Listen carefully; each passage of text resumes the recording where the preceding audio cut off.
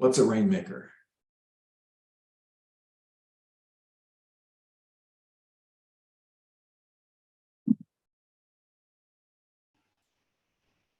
You keep dancing until it rains.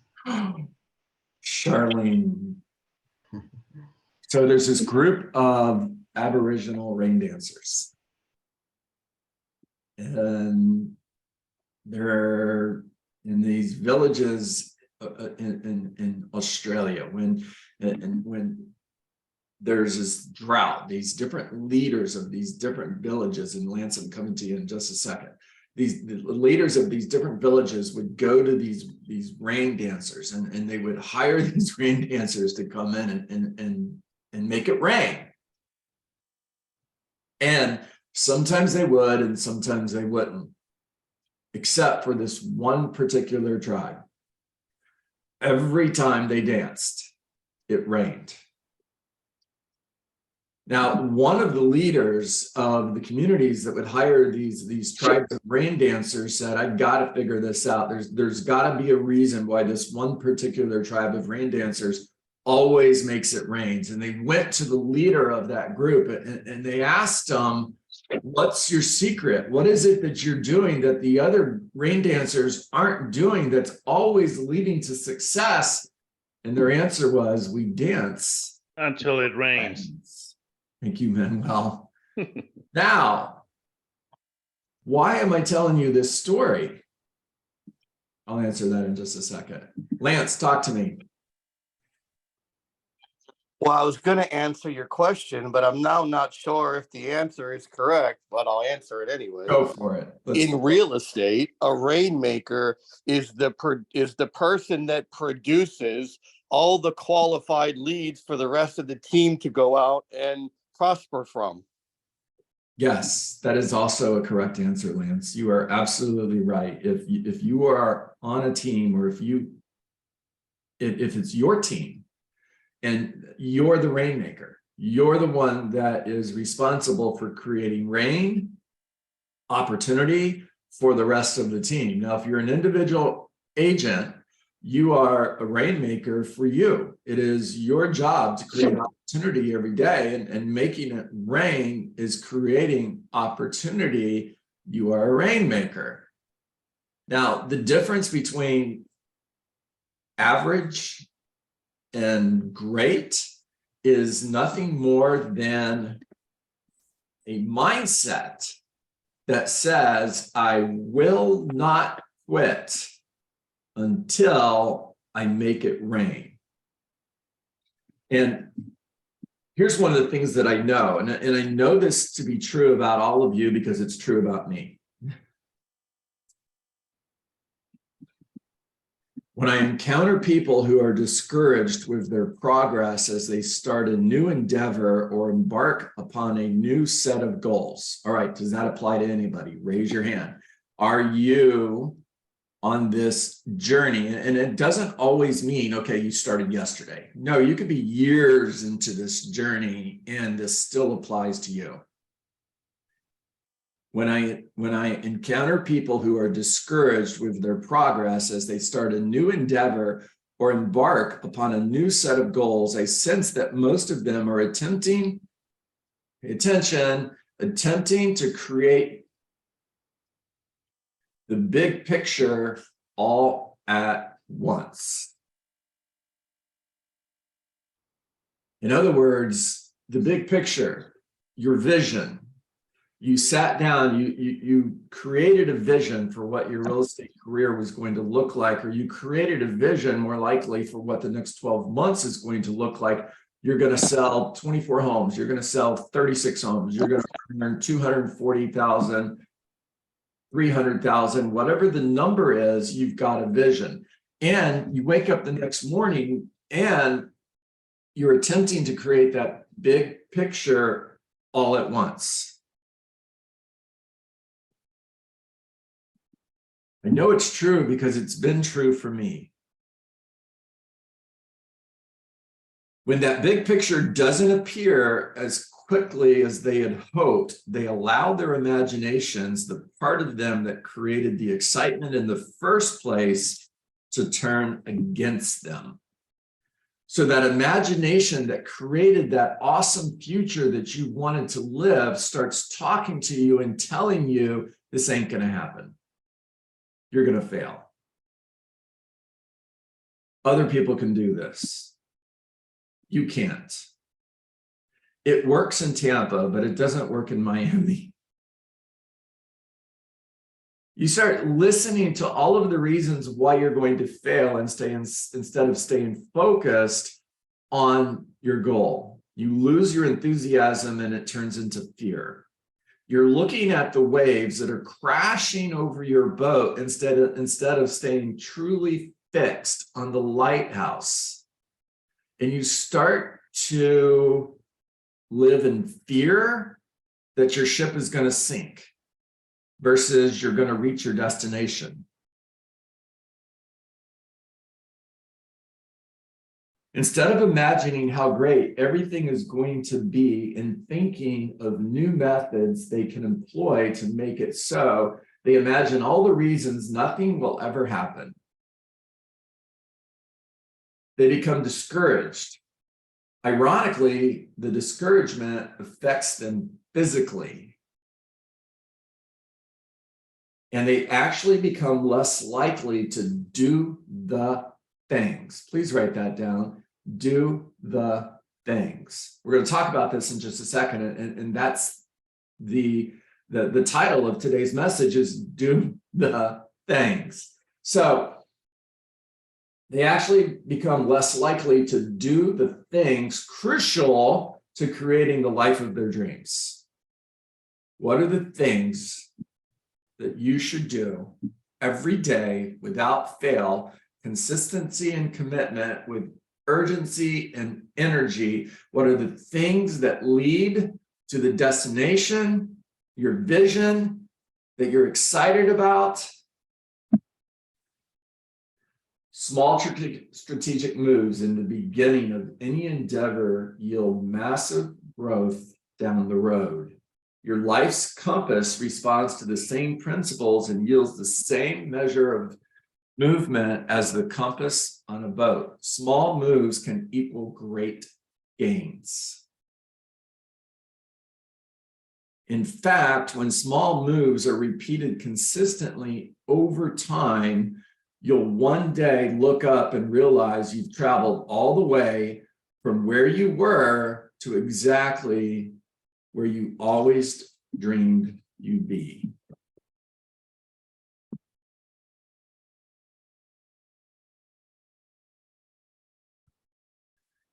All right, so pen and paper, get ready.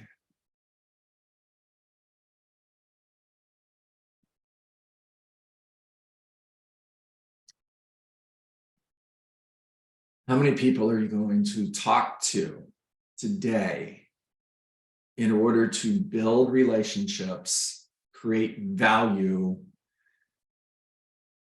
create top of mind so that when they think of real estate, they think of you? In order to create emotional proximity so that when that person becomes serious about selling their home, you've earned the right to be their agent. How many people are you going to talk to today? Now, let's just fill in the blanks. And I'm gonna pick a number. It's 10. I'm gonna talk to 10 people today. All right. Now I'm gonna talk to 10 people today, and I'm gonna schedule one face-to-face appointment with somebody who's thinking of selling their home, whichever comes last. I'm gonna talk to 10 people today. And I'm going to schedule at least one face-to-face appointment, whichever comes last. Now, that face-to-face appointment, again, is with somebody who's thinking of selling their home. So if I'm circle prospecting and I call Felice, hey, Felice, John Dietz, blank real estate company, I'm calling because a home down the street from you just sold, which is great news. And our challenge now is we still have buyers that are looking for great homes like yours. And I was just curious, who do you know that might be thinking of selling their home? Now, Felice says, I am, but not for another 6 months. Awesome. I'd love to pop by and deliver some information to you that will be very useful for you as you're getting ready to put your home on the market. That way I have an opportunity to meet you, and I'm going to be in the area. Okay, it's all scripted and that's not today's conversation. Get face-to-face with them right now. If they say 6 months, it's a year. I don't care what the number is. Plug in whatever you want to hear. 2 years. Get face-to-face with them right now. So I'm going to do the things. Let's back up for a moment. It's 10 conversations and 1 appointment, whichever comes last. I'm going to do that every day. Now I'm working 250 days a year. Write that down. So the first thing you wrote down is 10 conversations and 1 appointment, whichever comes last. Times multiplied by 250, which means in a year's time, I've had 2,500 conversations and I've gone face to face with 250 potential sellers. And I'm going to do that every day. These are the small things that lead to the destination that I want to arrive at. And I'm going to do that in blind faith, ignoring the results, staying focused on the activities. And when I stay focused on the activities, there's no room for discouragement because I always succeed. You see, it's a choice. If you choose to have 10 conversations a day and schedule 1 appointment, whichever comes last, you decide whether you succeed or fail. And now success is a choice, and so is failure. And so many people choose to fail. They choose to fail by giving up. By giving up that day. Remember, giving up is not always a decision that we make that's a final decision. It can just be a decision for today. In other words, they compromise on their standards. Unsuccessful people compromise on their standards, where successful people always hit their standards. So I've had 2,500 conversations. I've been face-to-face with 250 people.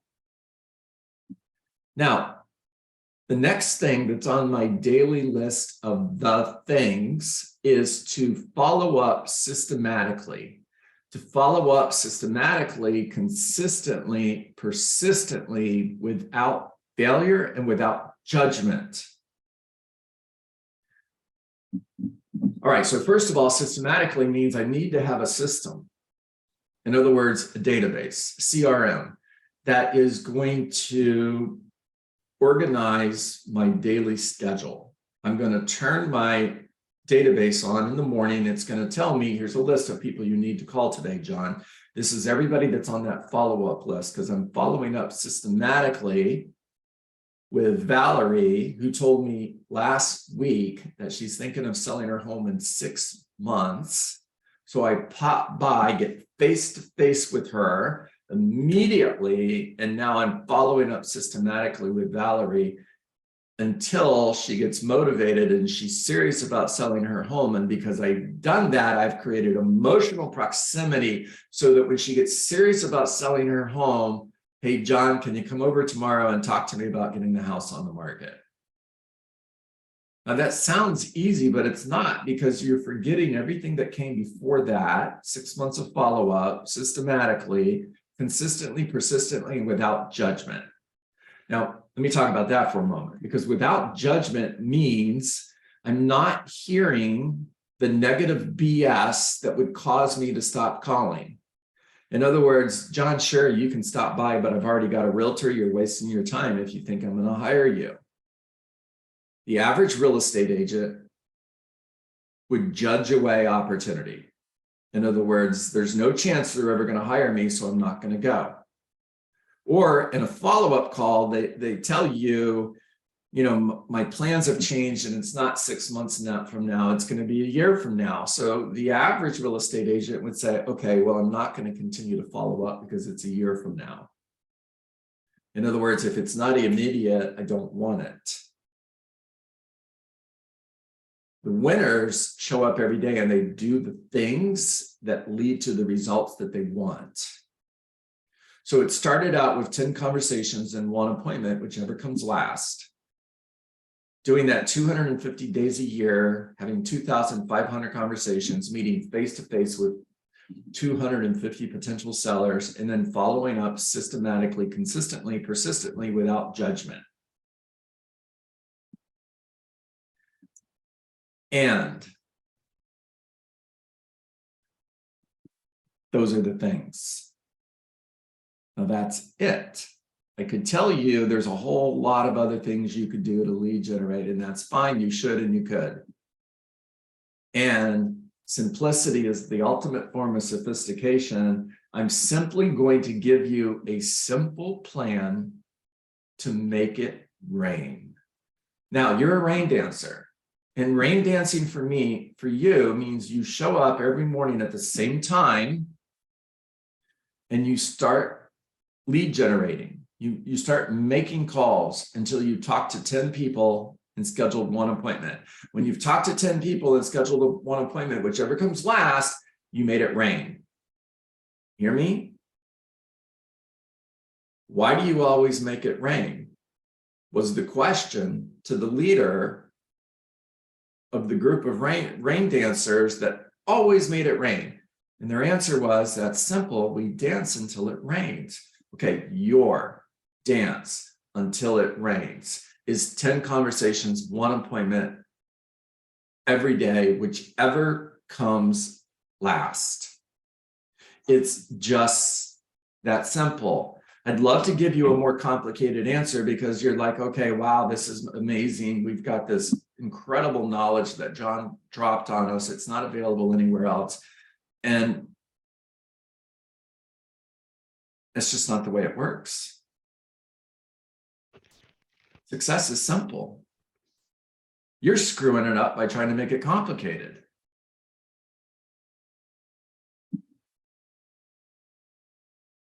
All right. Talk to me. What'd you Very do? stupid question.